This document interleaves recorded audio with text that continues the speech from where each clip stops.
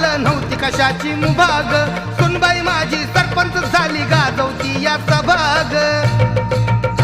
वैरी मनात जळून गेलं ग बया, वैरी मनात जळून गेलं ग बया, माझ्या भीमान भलं केलं ग बया, माझ्या भीमान भलं केलं ग बया. आमचं विमान